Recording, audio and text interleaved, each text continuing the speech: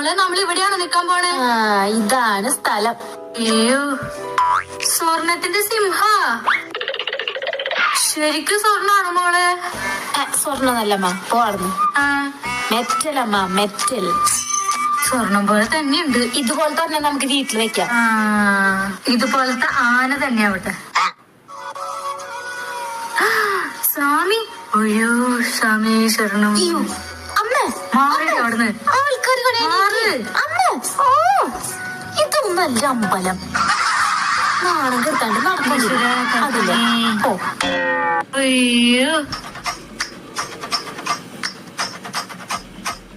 എന്താ മോളത്? പൈസ